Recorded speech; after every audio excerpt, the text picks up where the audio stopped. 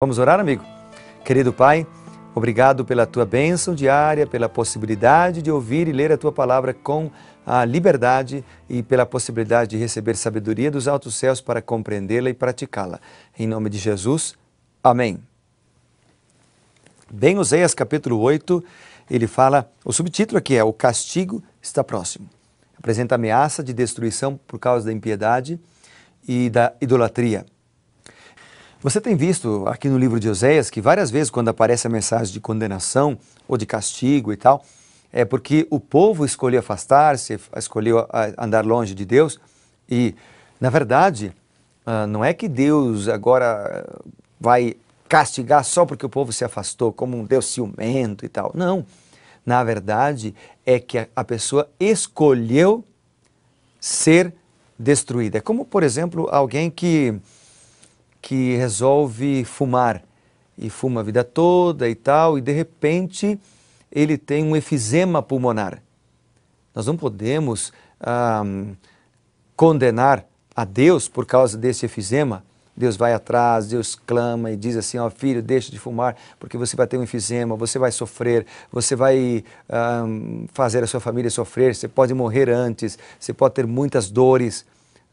Mas se a pessoa não aceita, se a pessoa não atende a esse chamado, ela sofrerá as consequências da sua decisão.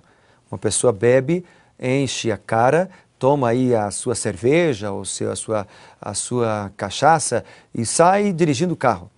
E daqui a pouco bate o carro contra uma árvore, ou contra um outro veículo, ou contra um poste.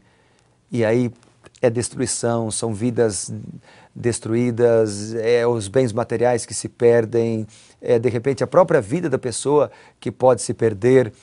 E então há pessoas que às vezes ficam paralíticas por causa de um acidente, tudo por causa de um álcool. Deus pode ir atrás, Deus pode dizer não beba, não faça uso deste produto porque vai prejudicar você. Mas se a pessoa rejeita, se a pessoa continua usando, ela vai colher as consequências.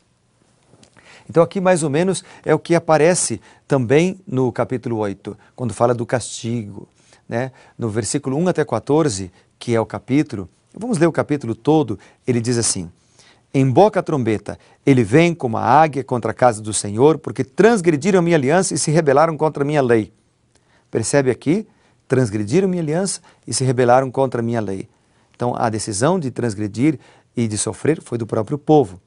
A mim me invocam, nosso Deus, nós, Israel, te conhecemos. Israel rejeitou o bem, o inimigo o perseguirá. Eles estabeleceram reis, mas não da minha parte. Constituíram príncipes, mas eu não soube. Da sua prata e do seu ouro fizeram ídolos para si, para serem destruídos. O teu bezerro, ó Samaria, é rejeitado. A minha ira se acende contra eles. Até quando serão eles incapazes da inocência? Porque vem de Israel, é obra de artífice, não é Deus, mas em pedaços será desfeito o bezerro de Samaria. Continuando, no versículo 7 diz, porque semeiam ventos, cegarão tormentas, não haverá seara, a erva não dará farinha, e se a der, comê-la-ão os estrangeiros. Israel foi devorado, agora está entre as nações como coisa que ninguém se agrada. Porque subiram a Síria, o jumento montês anda solitário, mas Efraim mercou amores. Todavia, ainda que eles merquem socorros entre as nações, eu os congregarei. Já começaram a ser diminuídos por causa da opressão do rei, dos príncipes, porquanto Efraim multiplicou altares para pecar. Esses lhes foram para pecar. Embora eu lhes escreva minha lei em 10.000 preceitos, esses seriam tidos como coisa estranha. Amam o sacrifício, por isso sacrificam, pois gostam de carne e comem, mas o Senhor não os aceita. Agora se lembrará da sua iniquidade e lhes castigará o pecado. E eles voltarão para o Egito, porque Israel se esqueceu do seu Criador. Olha aqui que sentença. Esqueceu do seu Criador. Edificou palácios e Judá multiplicou cidades fortes, mas eu enviei fogo contra as cidades, fogo que consumirá os palácios. 5 razões são dadas para a trombeta soar punição. Primeiro, transgressões de Israel, aliança com Deus e a sua lei, claro. Número 2, a nomeação de governantes sem a direção do Senhor. Número 3, as suas práticas idólatras. Número 4, a sua aliança com a Síria. Número 5, a disseminação de altares pagãos de sacrifícios em Israel. Do verso 1 a 3, diz ali que assim como uma águia dá um voo rasante e captura sua presa, a Síria invadiria Israel e a tornaria seu povo escravo. A casa do Senhor, que aparece aqui, se refere a toda a terra de Israel. Apesar de que os israelitas sustentaram que reconheceram a autoridade do Senhor, te conhecemos, aparece aqui, né, no versículo, final do versículo 2, te conhecemos, aparece aqui. Eles falam isso, mas eles violaram a aliança, rejeitaram os atributos de Deus, como justiça, lealdade, humildade. Então, uma coisa é dizer que conhece, outra coisa é realmente conhecer. Uma coisa é teoria, a outra é prática. No verso 4, aparece aqui a expressão, né? Eles estabeleceram reis. Ou seja, esse versículo, ele faz alusão à instabilidade política do Reino do Norte durante o século 8 a.C., quando 4 reis foram assassinados num período de 20 anos. Depois da sequência, versículos 5 e 6.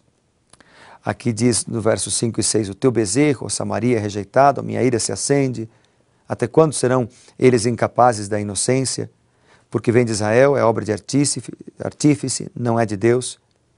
Né? Semeiam ventos, colhem tormentas. Se a capital Samaria representasse todo o reino do norte, a referência nesses versículos devem ser os ídolos, em forma de bezerros, feitos por Jeroboão. E aqui, mais do que nunca, no versículo 7, mostra que nós colhemos o que plantamos. No contexto original, esse provérbio, bem conhecido, enfatiza a futilidade da aliança de Israel com falsos deuses e nações estrangeiras. Os israelitas haviam semeado ventos, que simbolizam a sua ruína mortal, e colheriam o quê? Tormentas, que simbolizam o julgamento vindouro. Então, nós colhemos o que plantamos, não tem jeito. É a lei da vida. Colhemos o que plantamos. O que você tem plantado? Amor, bondade, harmonia, união, trabalho, fé, confiança, fidelidade. Ou você tem plantado infidelidade, transgressão? Como tem sido a tua vida? Isso mexeu comigo ao ler esse versículo aqui. Semeiam ventos, colherão tormentas. No verso 8 aparece a palavra devorado. Né? Israel foi devorado. Essa metáfora ilustra o efeito das alianças entre Israel e as nações estrangeiras, que o abateram economicamente e que o destruíram espiritualmente também. No versículo 8 e no versículo 9, aliás, e 10, nós encontramos aqui uma expressão como um jumento montês. Diz assim, versículo 9, subiram à Síria, o jumento montês anda solitário. Essa comparação chama atenção para a atitude voluntária e o desejo de Israel de viver sem ser reprimido pelos padrões de Deus. O termo rei, que aparece aqui no versículo 10, né? 9 e 10, né? Que é os dois que estamos lendo aqui. Porque subiram a Síria, o jumento montês anda solitário, todavia ainda eles merquem socorros entre as nações, eu os congregarei, já começaram a ser diminuídos por causa da opressão do rei dos príncipes. O termo rei dos príncipes diz respeito ao rei assírio vencedor. Então, não havia alternativa. O povo seria destruído se não confiasse no Senhor. E por fim, dos versos 11 a 13 aqui, já indo para o final, diz que eles ergueram altares para pecar. Ou seja, o Senhor considerou os rituais religiosos de Israel pecaminosos, porque não eram respaldados por uma vida de obediência. Não adianta. Caim ofereceu o melhor sacrifício, mas não foi o que Deus tinha pedido. Você pode oferecer a melhor oferta do mundo. Você pode doar 2 milhões de dólares, 3 milhões, 10 milhões de dólares para a igreja, para a obra de caridade, para pessoas. Mas se você vive uma vida de transgressão, de nada adianta. Na verdade, Israel tratava a lei de Deus como se fosse uma coisa estranha. E muitos hoje também fazem isto. Também fazem isto. Como consequência disso, Deus disse, voltarão para o Egito. Ou seja, voltarão para a escravidão.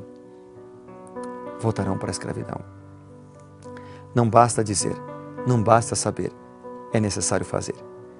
E não basta fazer, é necessário fazer o que Deus pede. O que Deus pede. Deus abomina a hipocrisia. Aquelas pessoas que dizem uma coisa, fazem outra. O que proclamam ser uma coisa, mas não vivem de acordo com o que proclamam. Deus abomina a hipocrisia. Quando Jesus esteve na terra, Ele repreendeu a hipocrisia por parte dos fariseus. Mas não precisamos ser hipócritas. Podemos ser salvos, restaurados, coração puro, gente boa, transformada pelo Espírito Santo, se nós entregarmos a nossa vida ao Senhor agora. Vamos fazê-lo em oração? Deus pode transformar você nesse momento e cuidar de ti, porque Ele é o Criador, o sustentador, Salvador e Redentor. Oremos. Querido Pai, muito obrigado por tão grande promessa, que apesar da certeza da condenação ou da colheita quando nós andamos longe do Senhor, há uma certeza ainda maior, que Deus restaura, que Deus salva, que Deus liberta, redime e transforma. Muito obrigado, Deus. Guarda cada um de nós e liberta-nos do pecado.